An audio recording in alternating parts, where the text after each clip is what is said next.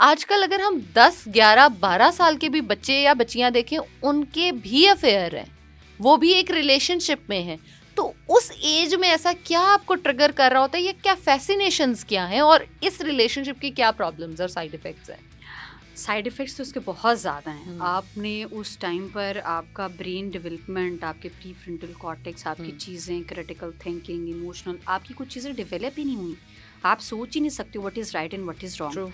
लेकिन आप उन चीज़ों में आ गए हो जस्ट बिकॉज कि आपने रील्स में सब कुछ देखा है, आपने सोशल मीडिया पे ये सब कुछ होता देखा है। सोशल मीडिया और हमारे आजकल का जो कल्चर बन चुका है, जो यूनिवर्सिटी, स्कूल, कॉलेज, इसने इन चीज़ों को इतना नॉर्मलाइज कर दिया है, इतना नॉर्मलाइज कर दिया है कि उनको ये चीज़ फील ही नहीं होती कि वो गलत है। इवन दो पेरेंट्स को भी ऐसा, they are just friends, they are just friends. Parents खुद भेज रहे हैं, कोई बात नहीं, जाके खेलो, जाके पढ़ो, जाके देखो। अब वहाँ पर क्या है कि बच्चे और बच्ची को नहीं पता कि क्या हो रहा है, क्या नहीं हो रहा। बहुत लेट जाके समझ में आता है। मेरे पास कुछ ऐसे केसेस आए थे, खैर 15-16 वाली वो बच्ची थी, और उसके 15 से मतलब जब वो 15 साल की थी तो उसका पहला अफेयर स्टार्ट हुआ। एंड फिर उसके बाद उसने बताया कि they got physical in everything, और फिर उसके बाद 16, फिर 17 और कितने। और आप सोच नहीं सकती कि शादी से पहले वो 7 टाइम उसका अबॉर्शन हुआ है बिफोर मैरिज। आप ये देखें कि उसको उस time, now she is completely change person. अब ये चीज़ उसके शायद पेरेंट्स को भी नहीं पता, किसी को भी नहीं पता। लेकिन आप ये देखें कि जब आपको चीज़ें नहीं पता होती, जब उनको शायद 15 ईयर्स का कोई बच्चा है, उसको क्या पता होगा कि हम जो कर रहे हैं। लेकिन हमने क्या देखा, हमने ये सब कुछ स्क्रीन पर देखा कि ये नॉर्मलाइज है, तब हमें कुछ नहीं पता होता इसके बाद क्या होगा, इसके बाद क्या हो जाता है, आपको ये चीज़ें पता ही नहीं होती। तो वो जो एक, लेकिन उसके पीछे भी वो जो बच्ची थी, उसके पीछे आपकी फैमिली, आपका फैमिली का एनवायरनमेंट, आपके फैमिली के घर का एनवायरनमेंट टोटली जो था वो बिल्कुल अनहेल्दी था। आपकी मदर का आपके ऊपर उस तरीके से कोई रिस्पॉन्सिबिलिटी नहीं थी। मदर के कुछ अपने चीज़ें थी, फादर की कुछ अपनी 10-15 चीज़ें साल थी। की बच्ची या बच्चे पे फ़ोन का चेक एंड बैलेंस, उसके आने जाने का चेक एंड बैलेंस क्या पेरेंट्स नहीं कर रहे आजकल? आप आज के दौर में हैं या आप इससे 10-20 साल बाद के दौर में चले रहे हैं, मैं ये समझती हूँ यूनिवर्सिटी से पहले आपको अपने बच्चे को फ़ोन नहीं देना चाहिए।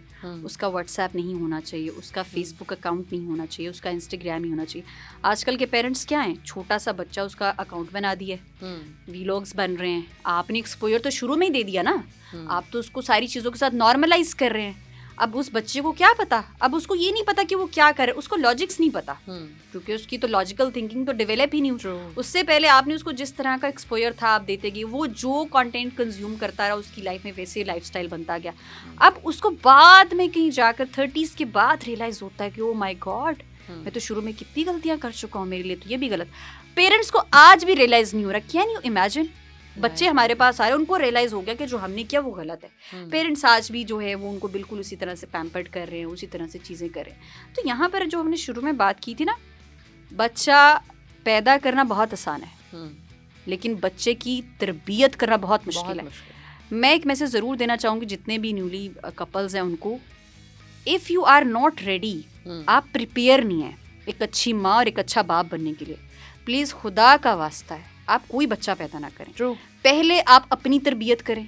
ज़ैनब, हम बात करें आजकल की जो जनरेशन है वो गर्लफ्रेंड बॉयफ्रेंड कल्चर को बहुत आम किया हुआ है, दीन से कम्प्लीटली दूरी है, हेल्दी टॉक्स हम नहीं करते, पॉजिटिव लोगों के साथ हमारा इंटरेक्शन नहीं है, स्पिरिचुअलिटी को हम दूर से देखना पसंद नहीं करते। बिल्कुल। आप सोचें कल को जब यही लड़के और लड़कियां पेरेंट्स बनेंगे तो कैसी जनरेशन आएगी। मैं इतनी डिस्टर्ब रहती हूँ, हाँ इस चीज़ की वजह से मैं इतनी डिस्टर्ब रहती हूँ कि जो नेक्स्ट हमारी जनरेशन आ रही है वो किस तरह की जनरेशन होगी। अगर पेरेंट्स ऐसे हैं तो, अगर पेरेंट्स को ही नहीं पता कि उन्होंने खुद को किस तरीके से कुछ चीज़ों से, बाउंड्री से अपनी ज़िंदगी में कुछ प्रिंसिपल रखने हैं, कुछ विजन रखना है, कुछ मिशन रखना है।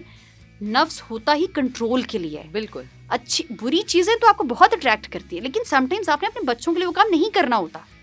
मैं पहले ये सुनती थी कि किसी की बेटी पैदा होती थी तो लोग स्मोकिंग छोड़ देते थे। yes. तो कहते थे कि मेरी बेटी पैदा हुई है तो अब नहीं। अगर किसी के कुछ इस तरह की अफेयर्स होते भी थे तो लोग वाकई में अफेयर्स छोड़ देते थे कि मेरी बेटी पैदा होगी है, अब मैं ये नहीं कर सकता। अब 2-3 साल के बच्चों को मैं देख रही हूँ कि वो बाप का वेप यूज कर रहे हैं। वेप यूज करना बहुत एक छोटी बात है। अगर आपका बाप किसी इलीगल एक्टिविटीज में और अनएथिकल चीजों में इन्वॉल्व है तो आपके बच्चे ऑटोमेटिकली उस रास्ते पर जाएंगे।